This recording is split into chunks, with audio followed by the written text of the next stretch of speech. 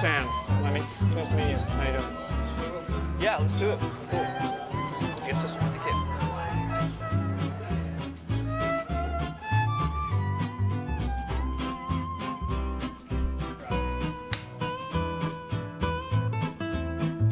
So-called heavy metal, whatever you want to call it, I call it rock and roll. And it is the logical successor to original rock and roll because it's the same urge to make a loud noise to piss your parents off and to get laid, you know, basically. They try every 3 years or so, they try and stamp it out. They have demetalizing classes, you know, in Wisconsin. That's pretty near Canada, you want to watch out. We actually tried to track down. They take away your studded armband, you know, and all that. That's right, that's right. Stop you saying things like Judas Priest, bad, bad, bad, you know. Nobody's talking while I'm on. I'm sorry, they're watching the band or they're leaving. That's it, you know. So why is it important? I mean, we're not just talking volume, we're talking like, you know, like a plane's landing, you know. I think somebody measured it and like square inch for volume square inch, we make more noise than the 747 landing actually. And you got to know what the fuck you're doing on your instrument too, because if you can't fake it, you know. Look at Venom, they tried, you know. We got Venom in our film. What do you have to say about Venom? Nah, Venom are all right. When I saw him when I was 12, I was like completely blown away. Ah, but 12, it's easy to blow you away, isn't it? You know, a good day at the beach will blow you away when you're 12. The sight of a well-turned ankle send you into paroxysms of joy. When Motorhead first started to emerge, I think you guys were regarded as being faster than a lot of the stuff that was going on. Well, we were probably taking more speed than anybody else, you know. Because, you know, we had a tour in those days, there was 56 shows, in 53 shows in 56 days in England, right, with Saxon. And I don't give a fuck who you are. You ain't going to do that on adrenaline and being high on life. I don't care, you know. Not when you're 33 years old, you know, you're going to need a little help there. And speaking of speed, right, speed's in the name for Motorhead. For people who don't know where that name comes from. Oh, it's old slang for speed. If you look at the Mothers of Invention albums way back, you'll find James Motorhead Sherwood. It means motor mouth as well, you know, somebody wants to start talking, which is also true of us, you know.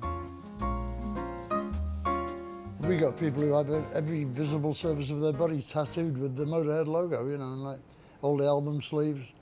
One guy in Germany's got 3 faces on his calves of his legs, man. He's got, you know. I mean, I don't know if I'd do it, you know what I mean? But I admire his pain threshold, you know.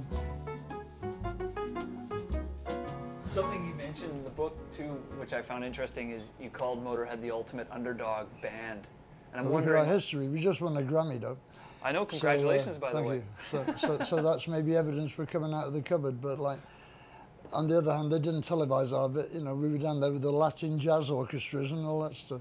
It's like any awards ceremony, people slapping each other on the back, you know.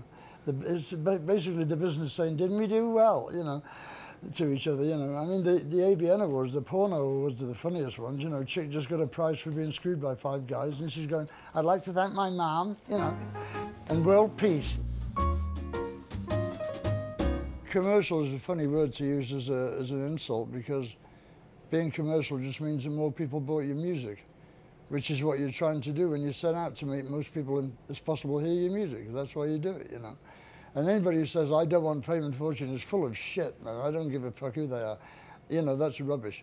So if you say they sold out, maybe they just got lucky, you know, and you can't stand it anymore because of your inverted snobbery, right? You can't stand it that they're not your baby anymore, that only you and 5 of your mates know about them. We had a kid, as soon as we got a recording contract, before we had any success at all, with Stiff Records, he stopped coming to our shows. He said we sold out, just getting a recording contract.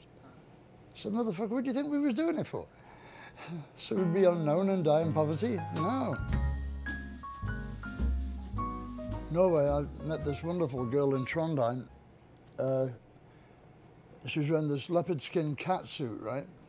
And she was really skinny, you know, very cute. She was about 17, I think. And she came up after the show, you know, and I said, hello, my name is Lemmy. She said, oh yeah. I said, what's your name? She said, my name is Pussy. And you know, presented with facts like that. I said, Pussy, yes. She said, yes, I wear this and people think I'm like Pussycat. So I had to explain to her, you know, like. if you go abroad, you know, don't be going pussy. And visiting bands, don't, you know.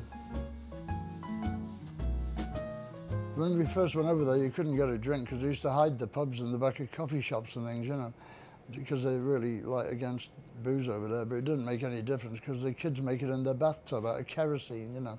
The fucking Norwegian like moonshine is terrible stuff, you know. Our crew wouldn't drink it. Believe me, if Motorhead's crew won't drink it, you're in trouble, you know. We had this promoter in Norway who told us all the wrong distances between shows to get us to do the tour. And then we were stuck hiring boats to go up the fjords, you know, because there wasn't a ferry for another hour and you would have missed the show. So it was costing us a lot of money. We dragged him out on stage. He was leaning on the PA and we handcuffed his hands behind him and dragged him out and poured like squeezy cheese all over him and tomato ketchup. He said, there you are, this asshole, that's why we were late today.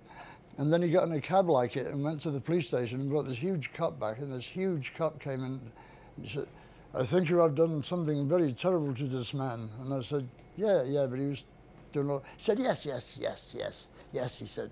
But there's just no reason to cover a man with cheese. There was some kind of English perversion, you know.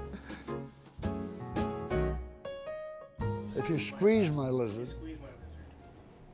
I'll put my snake on you. You really need an explanation of this? I guess not. No, okay. It's just self-explanatory. I wonder if there was one further. Because we have a DJ. I'm a romantic adventurer and I'm a reptile too. I mean, it's not that difficult. Any questions? Any money?